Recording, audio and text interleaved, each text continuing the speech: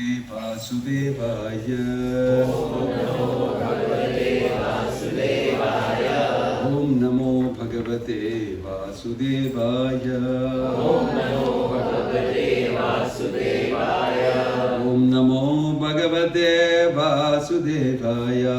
Om Namo Bhagavate Vasudevaya. Narayanam Namaskrityam Naram Chaiva Narottamam Devim Saraswatim Vyasam Tato Jayamudhirayet.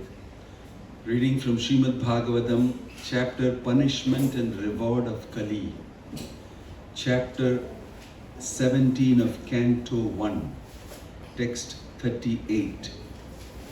If you want to see in your phones, Canto 1, chapter 17, text 38. Sutavacha abhyarditastada tasmai sthanani kalaye dadau yutam panam striyah suna yatra dharmas chaturvidah. Should we repeat? Sutavacha abhyarditastada tasmai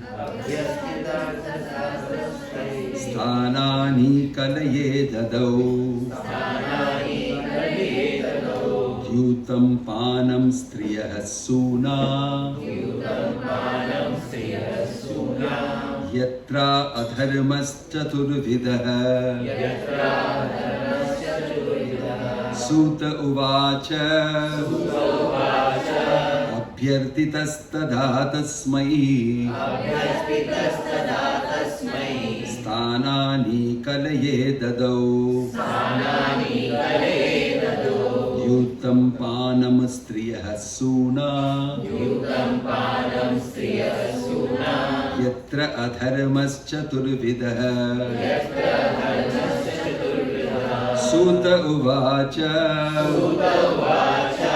abhyartitastada tasmai sthanani kalaye dadau yutam panam striyah suna yatra adharmas chaturvidah. Anybody want to recite? Abhyartitastada tasmai sthanani kalaye dadau yutam panam sriyastu suna yatra dharmas chaturvidah. Yutam panam striyah suna yatra dharmas chaturvidah. Suta uvacha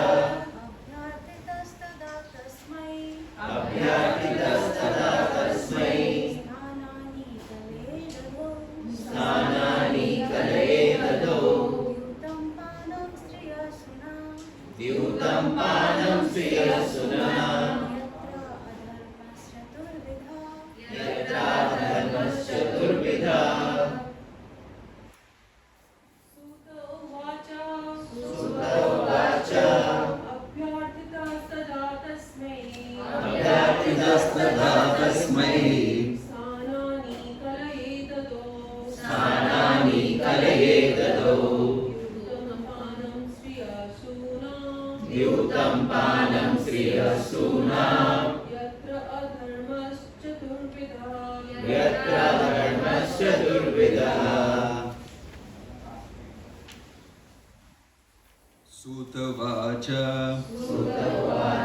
Suta Goswami said, Abhyartitah, thus being petitioned, Tada, at that time, Tasmai, unto him, Sthanani, places, Kalaye, to the personality of Kali,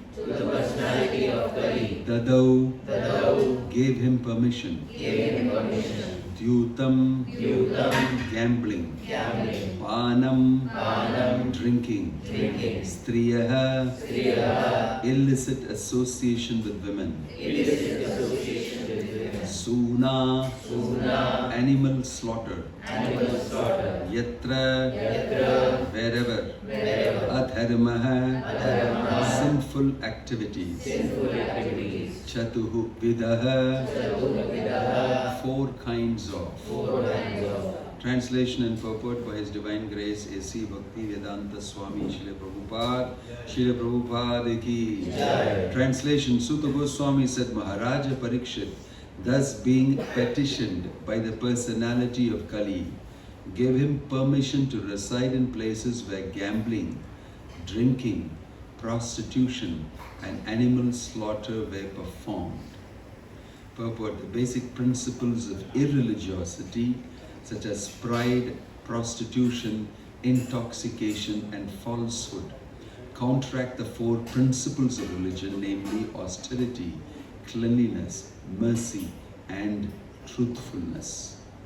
The personality of Kali was given permission to live in four places particularly mentioned by the king, namely the place of gambling, the place of prostitution, the place of drinking and the place of animal slaughter.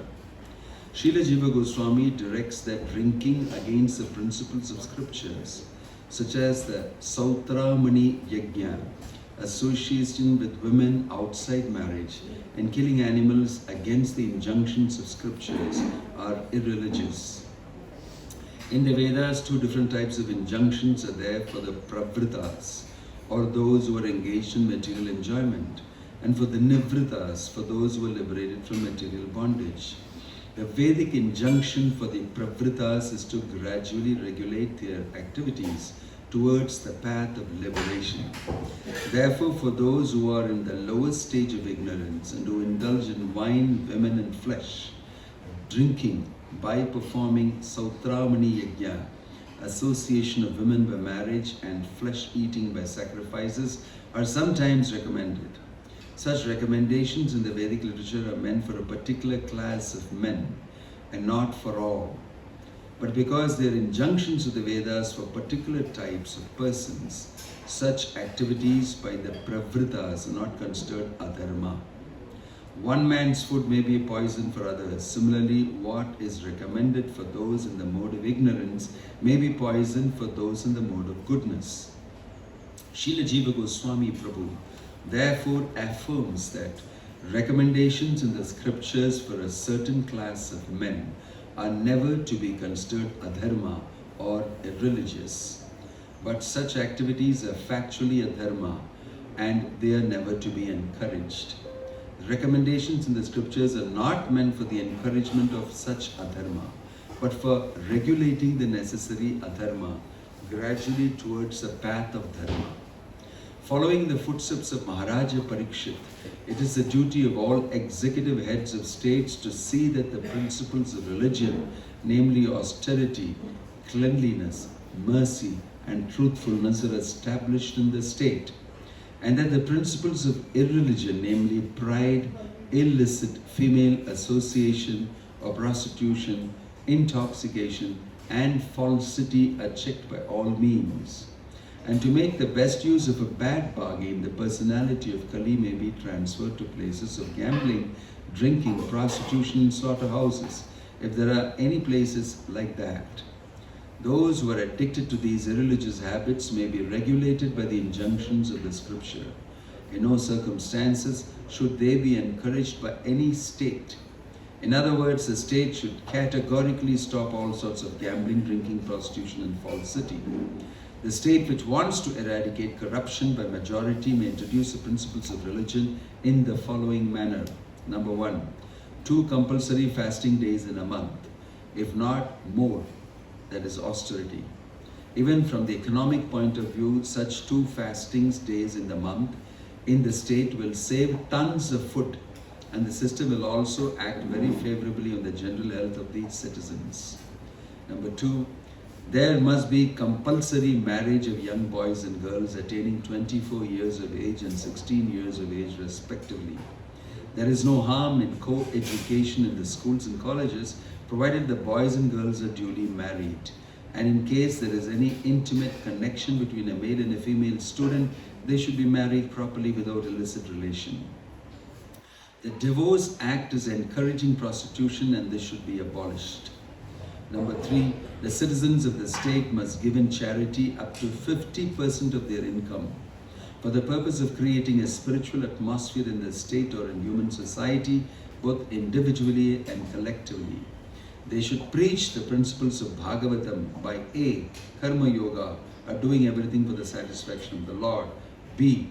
Regular hearing of the Srimad Bhagavatam from authorized persons or realized souls.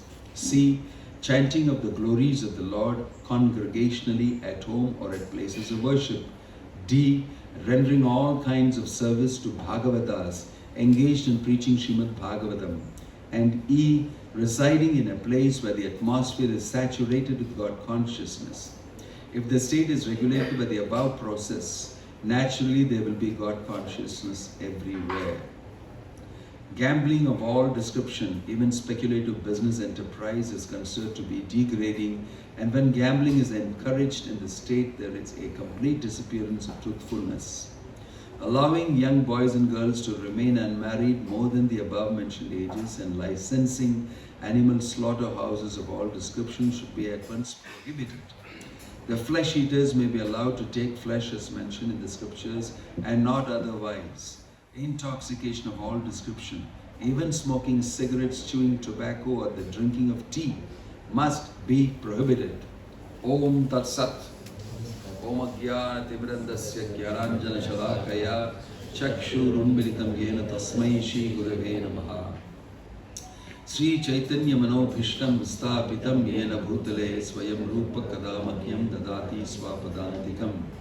Vandeham Shri Guruho Shri Yuta Padakamalam Sri Gurum Vaishnavamscha Shri Rupam Sagra Jatam Sahagana Raghunathan Vidam Tang Sajivam Sadvaitam Savadutam Parijana Sahitam Krishna Chaitanya Devam Sri Radha Krishna Padam Sahagana Radita Sri Vishakhan Vidamscha Nama Om Vishnu Padaya Krishna Preshtaya Bhutale Srimate Bhakti Vedanta Swami Dinamini Namaste Saraswate Deve Gauravani Pracharine Nirvisesha Shunyavadi Paschatya Deshatarine Jaya Sri Krishna Chaitanya Prabhu Nityananda Sri Advaita Gadadhar Shivasadi Gauravadda Vrinda Hare Krishna Krishna Krishna Hare Hare Hare Rama Rama Rama Hare Hare. Hare Krishna. This is a section of the Bhagavatam very interesting, wherein personality of Kali Yuga is being seen slaughtering or beating up the legs of the bull and the cow and everything, all sorts of violence. And Parikshit Maharaj accosts him and threatens him that he will finish him and is ready to cut his head off. He was so powerful that he could address the personality of Kali and kill Kali. That was his power, his devotion, his dedication. He was leading the people of his kingdom, of the whole world. And he did not tolerate even a little bit of the interference of anything irreligious. So he directly went face to face with Kali and said, "Get the hell out of here, I'll kill you." And Kali, true to his own character and nature, immediately surrendered to Maharaj Parikshit, fell at his feet and said that God has created me also just like you. I also need a space somewhere. And since you're the king, you must be merciful to me. You must accommodate me. So in this way, very smartly he put up an argument. And so Parikshit thought, okay, good argument. Now I have to cater to it. So he also very diplomatically, strategically said, you can stay in these places. Because these places don't exist in my kingdom. Because I am the ruler. Right? And you can say, try to stay in these places. Because these things are adharmic and I don't allow it. So go search for such a place in my place. Most probably won't find it. So Kali did another spin. He said that this is not enough because these places are not there in your place. Give me some other place. And then he gave him gold. He said, wherever there is gold, you can stay. And in this way, 5 places Kali stays in. Of course, now Kali Yuga is staying everywhere. There is bars everywhere. You turn around here, you will see. You'll go there, Chicken King, you will see. Recently opened up in Guruvayur by the Muslims. You take darshan and come and have chicken. So you have all sorts of things going on freely. You can't stop it.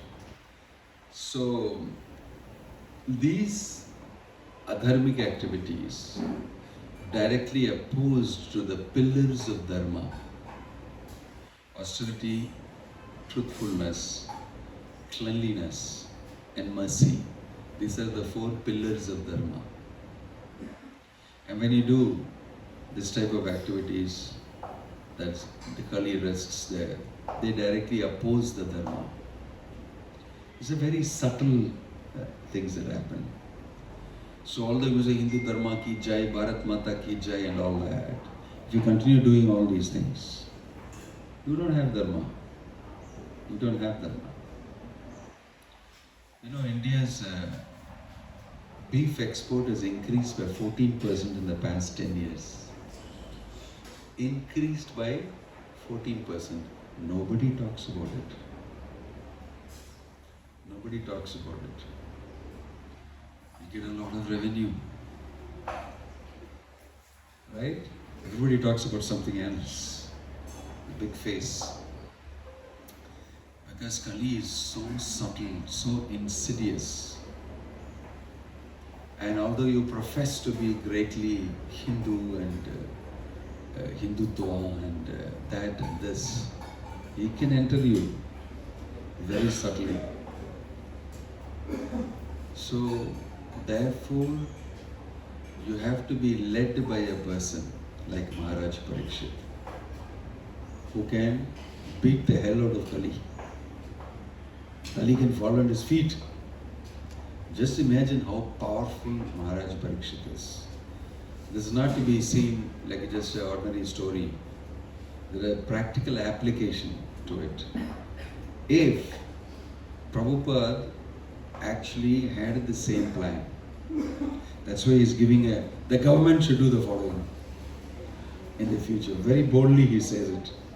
If you do this, Kali can be kept at bay. You chant the holy name in Harinam, Sankirtan and everything. You fast on Ekadashi at least, right?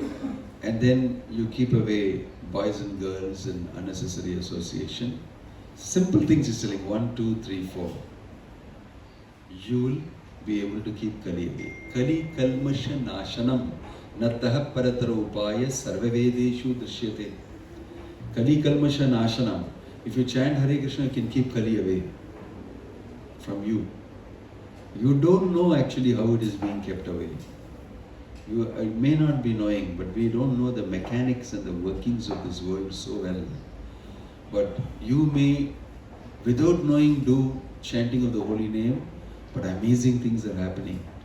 You are under great protection, which also you may not know. Simply do it. Simply do it, and you get protected. This is the power of the holy name. That's being recommended here by Prabhupada.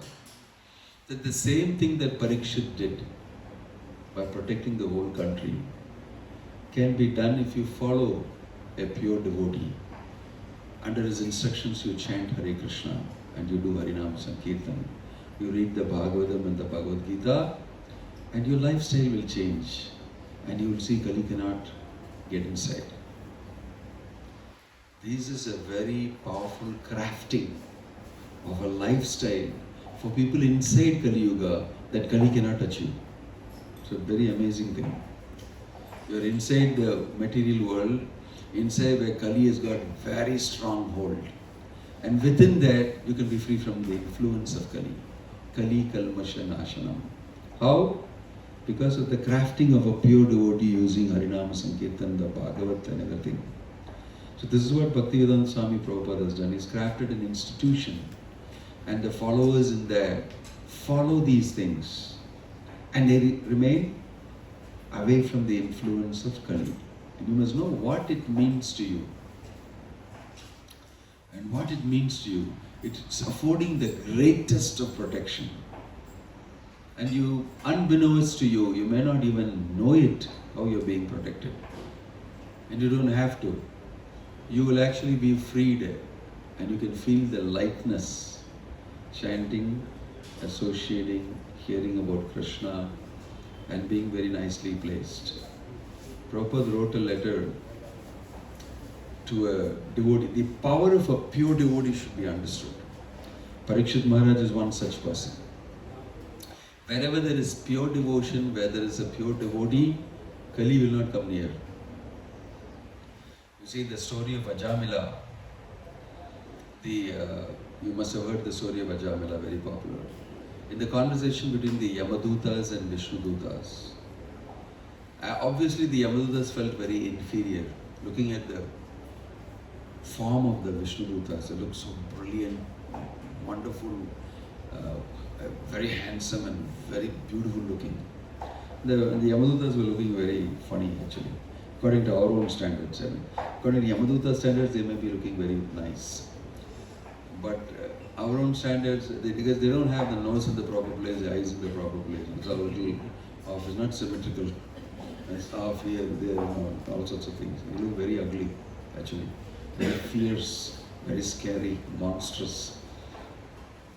So they looked at Vishnu and said, my gosh, you look very beautiful, very nice, much better than our loka that we have. But the worst thing came not about looks, but the worst thing came when they just chopped off the ropes of the Yamaduta. And they were so superior, so cultured and so sophisticated that they naturally felt very inferior. And they cut off and they said, no, how can you do this? And then the Yashoda said, why can't we do it? This man has chanted the name of Narayana. No more sins on him. His record is wiped out. And how can you do that? You know where we come from, where Maharaja is now. Go back to Maharaja and find out from him. Before that they had a conversation and the Vishnudutas asked them, so what is Dharma, tell me? And they said Dharma means whatever is mentioned in the Vedic scriptures, because Vedic scriptures are directly written by Narayana. Vedo Narayana Sakshat, like this we have heard. So they said, they smiled and they said that, so go and consult Yamaraj now. We don't even have time to talk to you. You can go and speak, he'll tell you what is what. And when they went to Yamaraj running, scammering and they said, what happened? In your domain, I never knew there were other people in what's happening. And they told him this is what happened. They said, no, don't go near people who chant Hare Krishna. He told them. And then Prabhupada quotes a sloka from the Skanda Purana there. I don't know whether it's there or elsewhere. Anybody who is wearing a kantimala, anybody who's got a tilak on his forehead, just get the hell out of here, don't go near those guys. And so it's mentioned in the Skanda Purana that when they see such people, the Yamadutas spin like dry leaves in a breeze. They spin and just get dispersed. They just get dispersed like that. So this is the power of the holy name. He may be somebody who is not very paka, but he is chanting Hare Krishna, Hare Krishna. Yamadutas don't come near you. Don't come near you. The holy name is so powerful and the words of a pure devotee are so powerful. So irreligion in Kali Yuga and all is best handled by the Harinama Sankirtan and the instructions of Chaitanya Mahaprabhu. He is meant for this. It's not that you should become complicated with that karmas and this dharmas and do this and that and everything and the whole complex thing mentioned in the karma kanda and the jnana kanda and all that. Life will become very complicated and you will not get any result. So a lot of the Hinduism that is prevalent is confused. It's mixed with all these things. First of all, not meant for Kali Yuga. It may be correct in the form of coming from the Vedic scripture. But for Kali Yuga, it doesn't work so easily. right? So you must follow what is crafted according to the scriptures for Kali Yuga by a powerful Acharya. Just do this, you'll be protected. See, in Prabhupada's pastime, you will see that one devotee, Prabhupada's disciple, I think he was a sannyasi, a Westerner, and he was very fired up by Prabhupada and all that. But one fine day, as things were going on, he fell off from his sannyas position, went behind some lady, and then he felt very bad that how can I show my face now to Prabhupada? He completely disappeared, feeling very guilty. But he's a nice devotee. It's just this fall down happened to him. And so he disappeared, and Prabhupada asked about him, where is he? And they said that he just, went behind some lady and ran away and so on. And Prabhupada did not like it very much also. He felt bad. But where is he? I want to see him. So this message went to him somehow. So he wrote to Prabhupada a letter in where he said that Prabhupada, what to do? Maya is very powerful. And I was attacked by Maya and I had to leave like this. Prabhupada wrote back to him, I'm very happy that you wrote this note. Thank you very much. I'm very concerned about you. You're my disciple. You should have told me, you should have consulted with me, and I would have told you what to do, how to do, in this and all that. Then suddenly he turns and becomes heavy. He says, what you say that Maya is very powerful, and therefore you succumbed. But you never consulted me. With one kick of mine, I know how to throw that Maya away and protect you. But you did not consult me. Signed Bhaktivinod Swami Prabhu.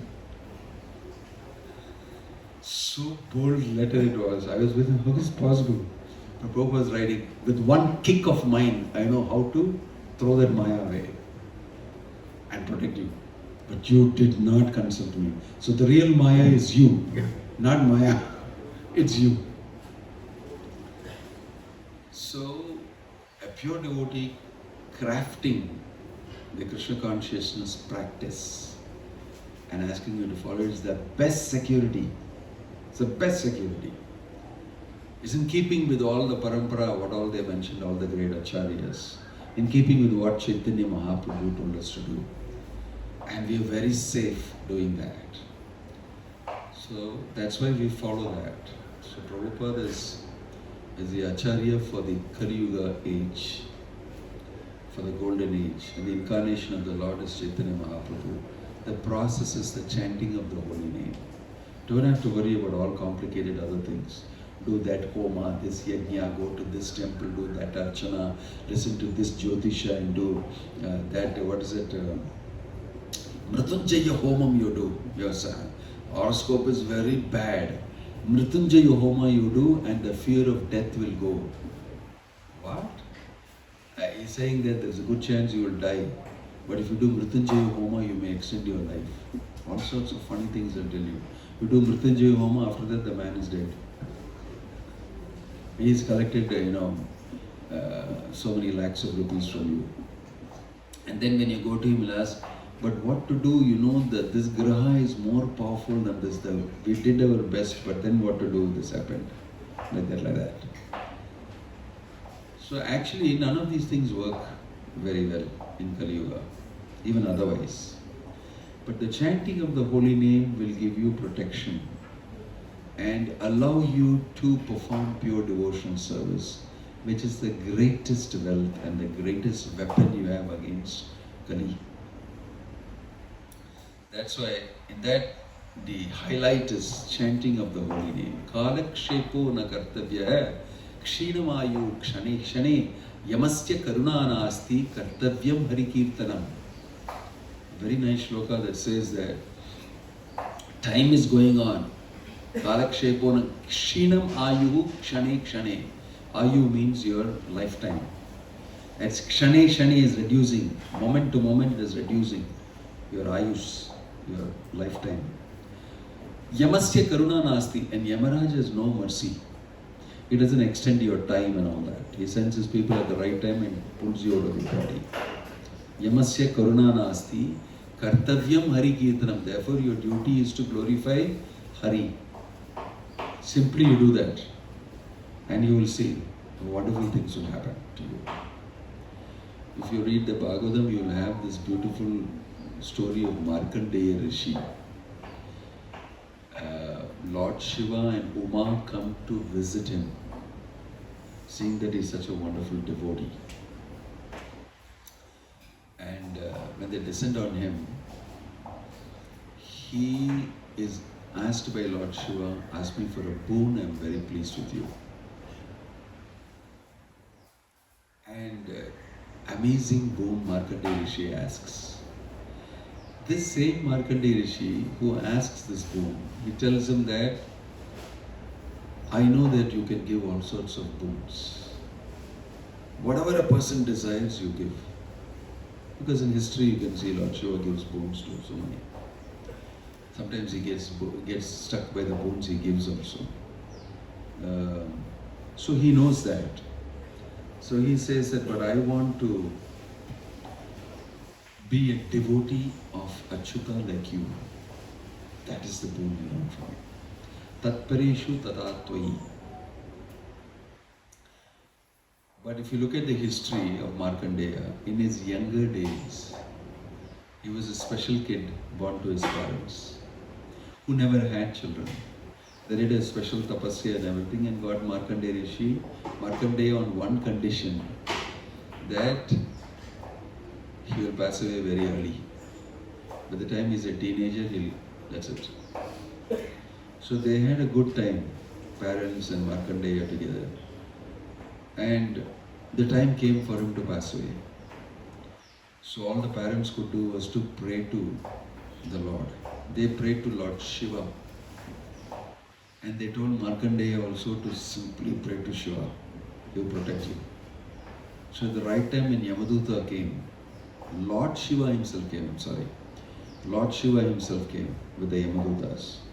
Markandeya was hugging the Shivalinga and asking Lord Shiva to protect him.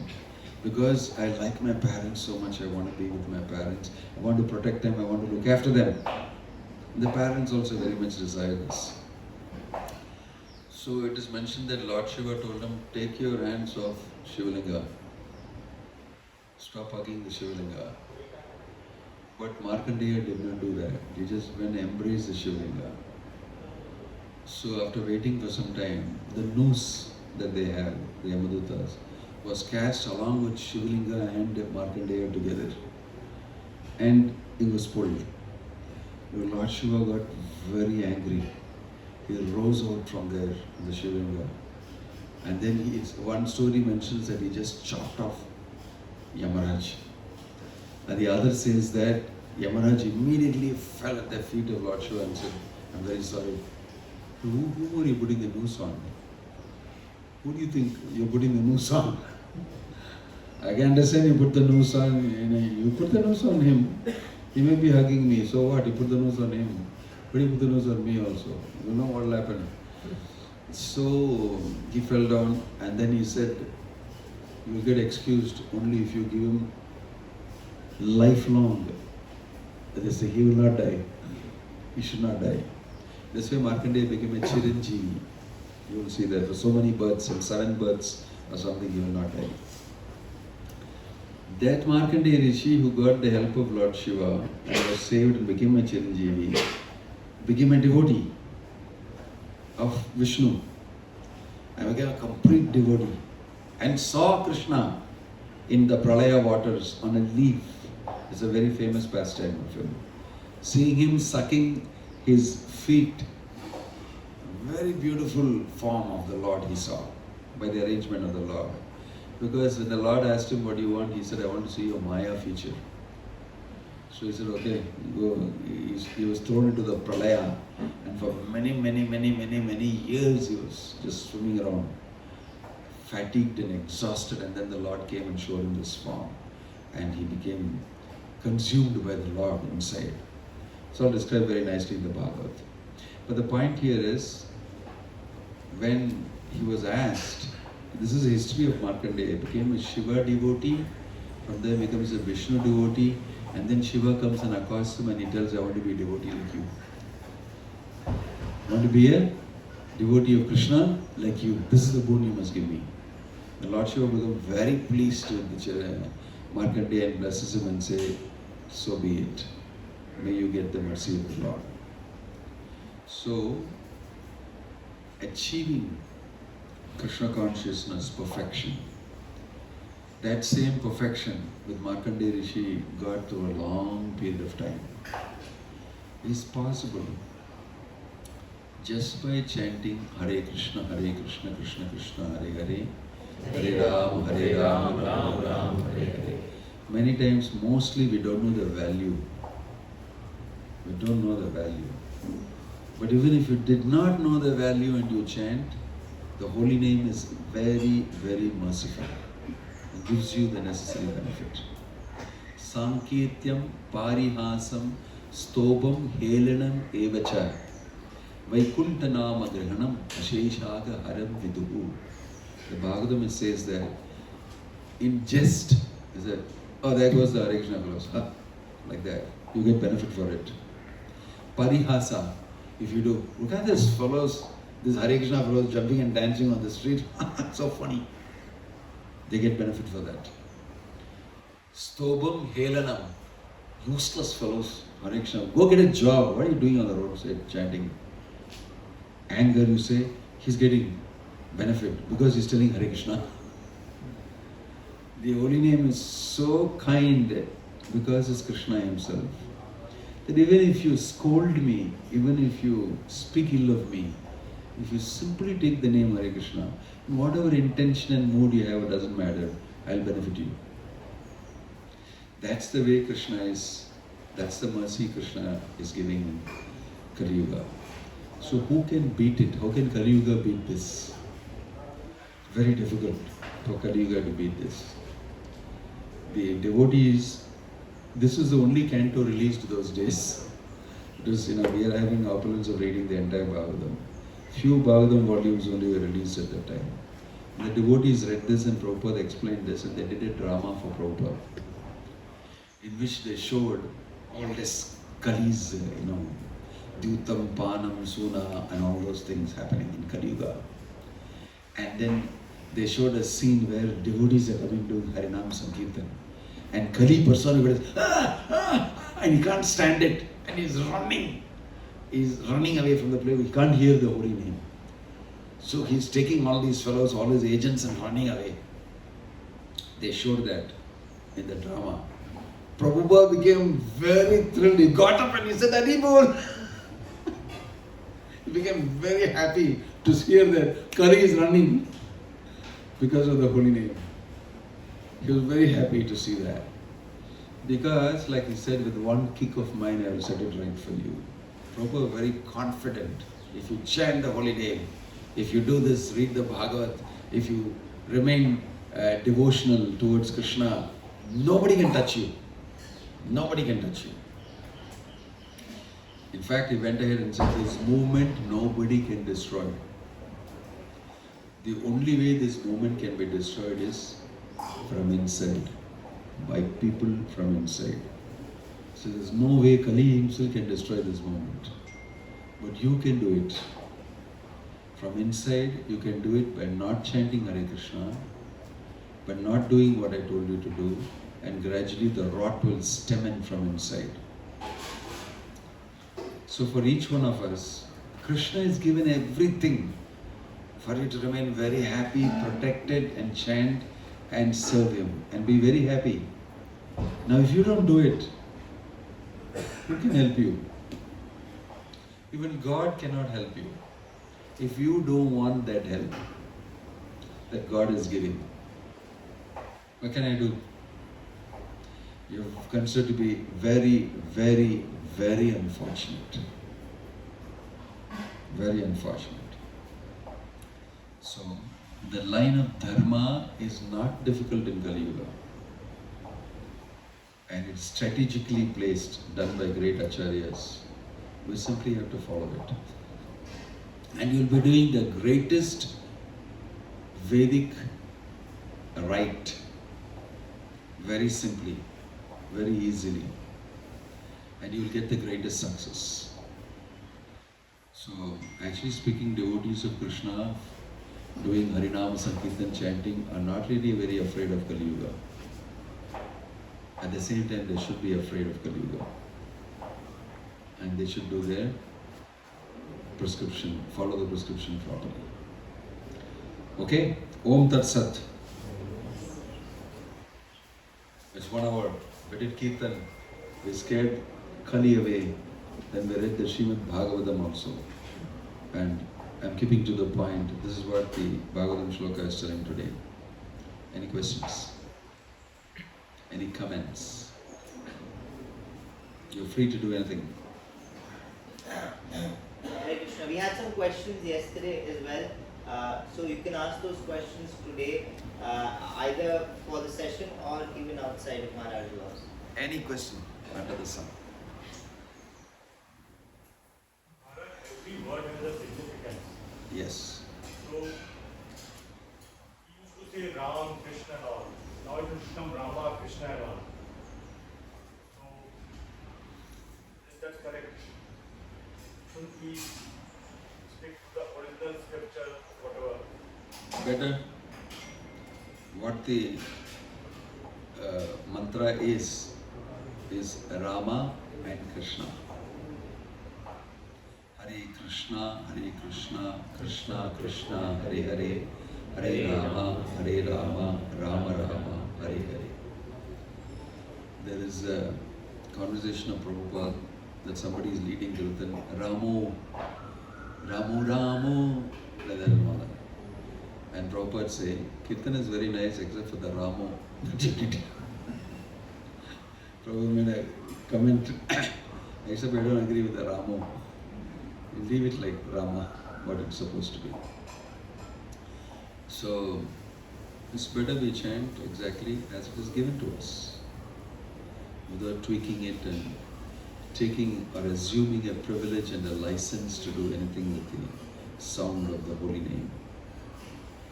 Speak it as it is, chant it as it is. That's always better. Sometimes people are not able to chant. In the early days, I used to see an African devotee very interested. Cannot do the R. Ra. So he was saying, Hayyam, Ram, Hare Krishna, like that. And I was wondering, Prabhu, I think you must be chanting Ra. He said, I can't do it. I'm not able to do it. Sometimes people can't, but that's okay. I've seen a deaf and dumb devotee chanting Hare Krishna in his mind. Amazing devotee. He did so much of preaching in the deaf and dumb thing and made a whole book on sign language, speaking the Bhagavad Gita. And what an amazing devotee he was. Ananta Vasudev, his name was, in Bombay. And slowly he started speaking after some time. I don't know whether now he's fully speaking. The voice started coming out of him. Hare Krishna. In the morning he would sit for chanting and I feel like crying. Pathetic. He has such faith in the holy name. Lucky we all have voices. We have nose in the right place and the eyes in the right place. And we can open our mouth and chant. Right? We should do it. Who knows? And when I saw him chanting, I thought, my gosh, I better chant like nothing. Like hell I should chant. Right? Watching him, everybody got inspired by watching him chant. He would sit for 2 hours and chant the holy name. You can't hear a sound from coming from him. He's chanting in the mind. He's chanting in the mind. I was so moved. And he was so fired up. So we should take the opportunity of human life to chant. At least we are 100% human in the sense that all our senses are alive and kicking. Shouldn't we? We should. Even if you did not do it very well, doesn't matter. Yeah, any other question or comment? Prabhu, comparatively, I'm very new to understanding this. Me too.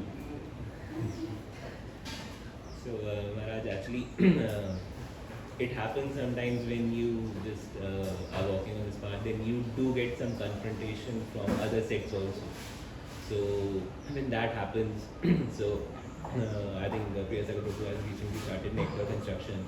So, there Chaitanya Prabhu, he suggested that anger is something which comes naturally to you, and he only got angry when there was some somebody hit the devotees, Nitai Prabhu and Madhai Prabhu.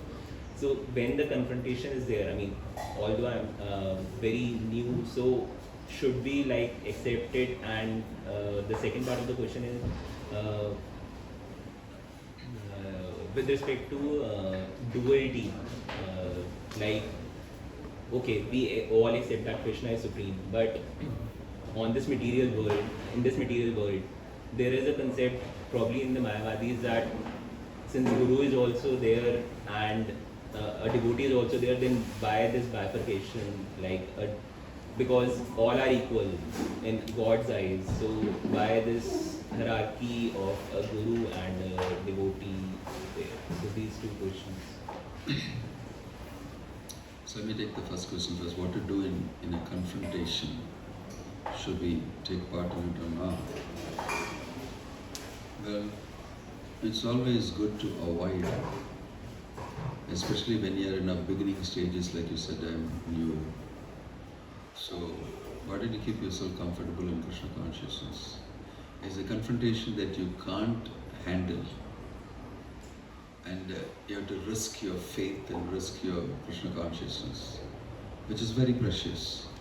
Don't do it, because it's very valuable for you to be Krishna conscious. So the confrontation may come, may go and all that. What are you going to get out of it if you win it in any way? At the most you'll win an argument or you something. So better to, as much as possible, keep away. Especially when you are not capable of handling it and coming to a solution or something like that. Unless you are drawn into it by force and you have to face it, something is at stake there. Then you must depend on Krishna and try to solve it as peacefully as possible, with all your control of your mind and your senses, depending on Krishna. That's the next thing. And if you tip off and you're not able to do that, then there'll be consequences for that. Because I'm not a very advanced devotee. So I'll have material consequences which I have to suffer. So it's better to avoid, to wait very intelligently and avoid it. Preserve my Krishna consciousness. I'm not so strong enough to do this. So, sorry. I'm not going to gain anything great. I don't mind giving in my false ego. Instead of saying I am right and everything, it's okay, you're right. Leave me alone, because I have something more precious to do. Spend the time chanting Hare Krishna instead of arguing with you. You should be wise. Devotee should be intelligent. Look after yourself. You should look after your own spiritual life and make wise choices how to spend your time and energy.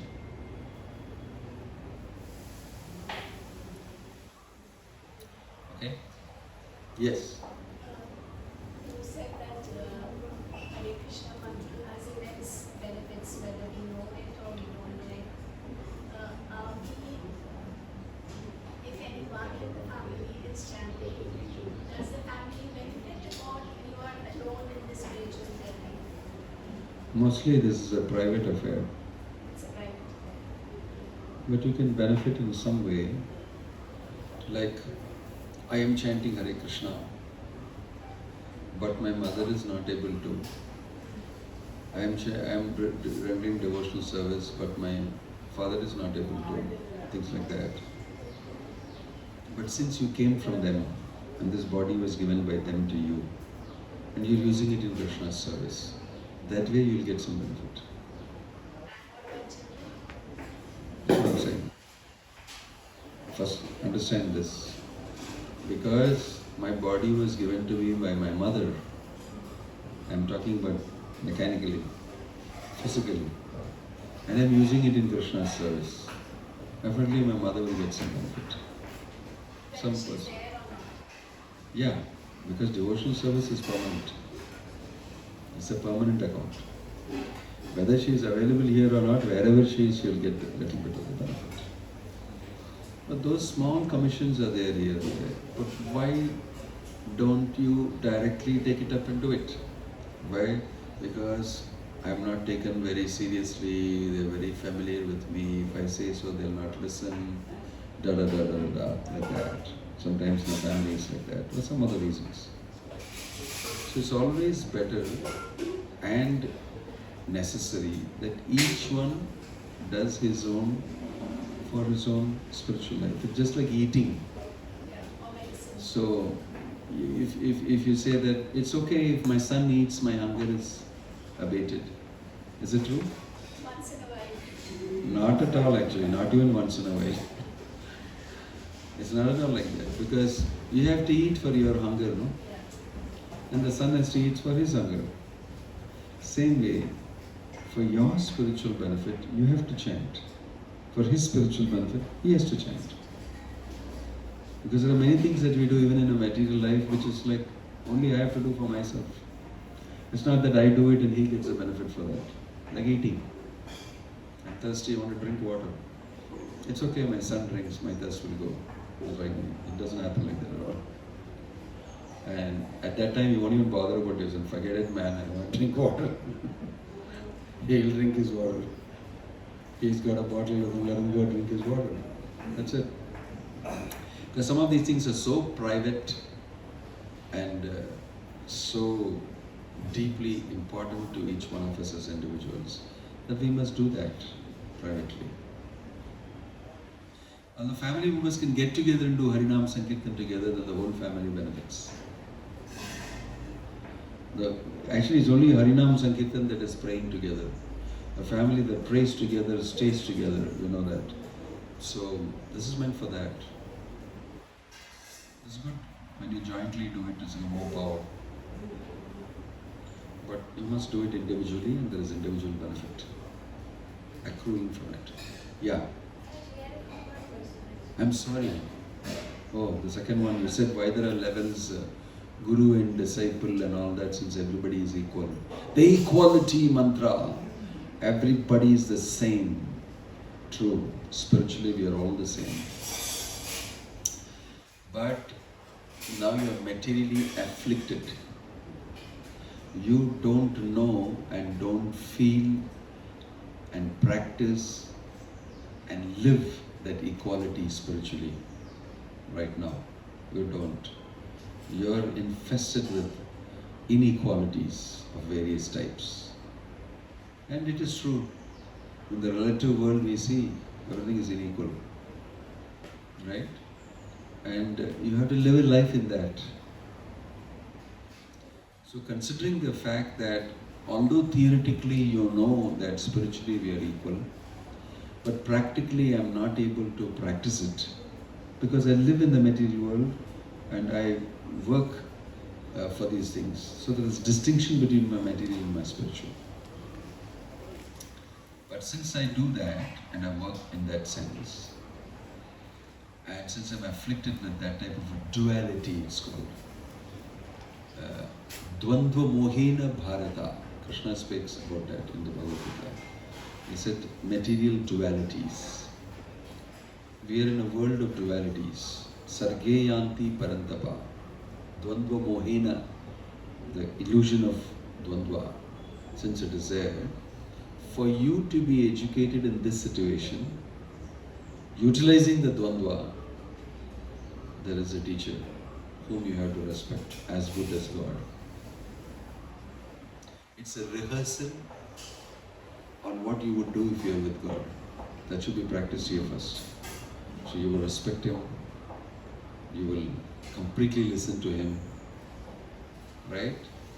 And that is necessary because you are not liberated and you're not spiritually this thing. So those type of models are required to gradually elevate you to that point. But It's mentioned that Guru means as good as God himself. It's Krishna who comes in the form of a Guru. That's mentioned in the Chaitanya Charitamrita. Externally, he appears. That does not mean you should have 4 hands and Shankar Chakra Gada Padma. I'm your Guru. This is my real form. That's nonsense. Right? It's not like that. It is just that he is an agent of Krishna, a very dear agent of Krishna. And so you can follow him, and it's as good as Krishna telling you what to do. And you will see he is also following it. What his Guru has mentioned to him, which is the same which he is telling you. And in this way, that type of a level and a difference is necessary for a conditioned soul, so that he learns to respect, because Krishna and God, you and God are not on the same level, even in the spiritual world. There's a difference. All are equal. You said, no, Krishna, we are all spiritual. No, but I happen to be God. I happen to be God. In the Bhagavad Gita, Arjuna asked Krishna, when he said, Imam Vivaspate Yogam Proktavan Aham Apiryan Vivaswan Manave Praha Manu Dikshva Kave Abravit. I gave these signs earlier to Vivaswan, Manu and all that, millions of years ago, 120 million years ago. Then Arjuna posed, listen, I don't know what happened 120 million years ago. I was not there. How do I know what you say is true? So Krishna immediately said that you don't know many things. I know everything about you, including your previous lives. Bahuni me vyatitani janmani tavacha Arjuna. Your previous janma, everything I know. Tanyaham veda sarvani. I know everything. Natvam veda parantapa, but you don't know. That's the difference between you and me. I am God, Bhagavan. You are a small spirit soul. So there's a difference between you and me.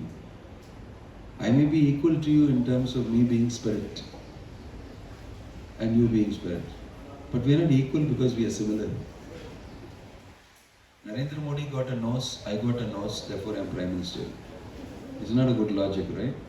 So equality logic, you should be careful about it. Similarity does not mean equality. So you are similar to Krishna because we are both spiritual. Right? But in the ultimate end, don't think everything is equal, including God and you and all. That is wrong philosophy. If he is equal, then how will you serve him? As a servant. Definitely there's a difference between master and servant. That is important for us because we are trying to cultivate the absolute understanding that you are God, you are the absolute truth, and I'm so happy being an opportunity to serve you because that is my constitutional position of being a servant. So master and servant is definitely a different thing. It's not all equal. It's wrong philosophy to say everything is equal. We are equal in terms of spiritual status, but when it comes to God, I'm not equal with God. For that, to rehearse that, you need to be doing this in the working material world. I hope that helps. Om Tat Sat. Oh, okay, sorry. Go ahead. Very briefly, taking back to the question Aditi asked you, you said prayers granted is personal and private. However, if there is a struggle in a relationship or someone is suffering, is it alright to chant for them? Perfectly right. Okay. Because you're dedicating it for them. And you're praying to Krishna, and this is for this person's problem. Bless him. Please show your mercy to him. Prabhupada said when he was sick, and he was like very sick, and the devotees were worried you would leave us. Then he said you do Harinam Sankirtan and pray to Krishna. If Krishna so desires, he will keep me.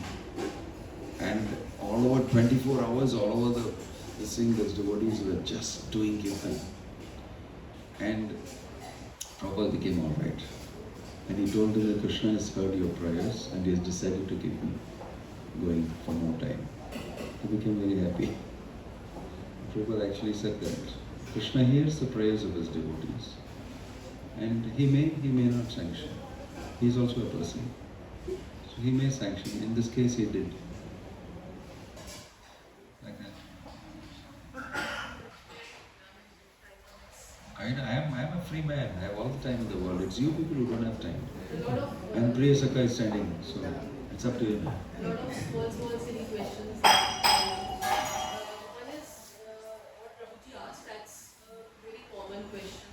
Like because in North India, particularly, like we have been brought up pronouncing in a certain way. Like for example, Ram. We will not say Rama or Rama. Usually in ISKCON we say Hare Krishna, and some devotees say that we have to chant like no, that's not the way. We have to chant Hare Krishna, not Krishna. So that is a very common question. So I think that's what That he was is anything, for example, we call Yam, but Actually, in the north, Arjuna, we don't say. That is because you're talking about the language which you use. Okay. Because you're using Hindi. In Hindi. And when you use Hindi, you will use Ram. जो राम ने कहा था, Yeah. you know, जो रामा भगवान ने कहा था, you will never say that. Yeah. You will use it. So colloquial use. Yeah. That doesn't matter. It's not that at the time you're sitting and chanting the name. And colloquially you're using it, then you may say Ram, Jo hum, that we will also do. Even when I am speaking, you'll say Lord Rama, or I'll say Lord Ram. That's okay. That's why this colloquial use and it's. But if you're actually sitting and chanting the holy name, you do Hare Ram, Ram Ram, Hare Hare. Many people would do that. And they're chanting very fast. Right?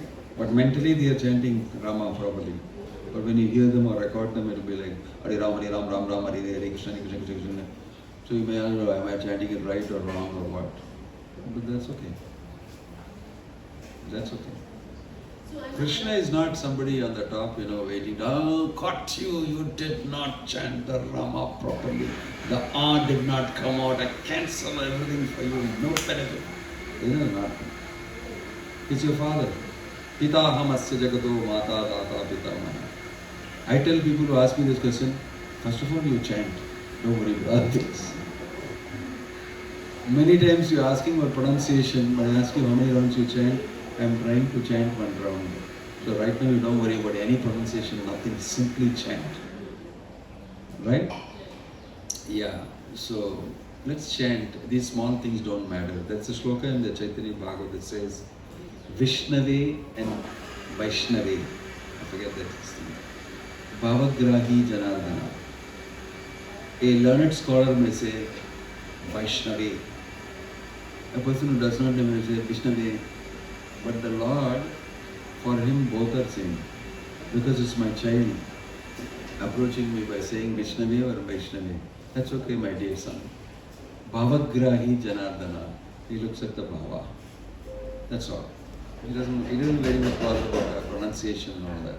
That's for Vedic mantras, where you're asking for something material. You make a mistake, there's an excuse to deny it to you, which is exactly what should be done to you, make you feel repentant for not having chanted the mantra or punish you. Why? You're chanting the Vedic mantra for material reasons.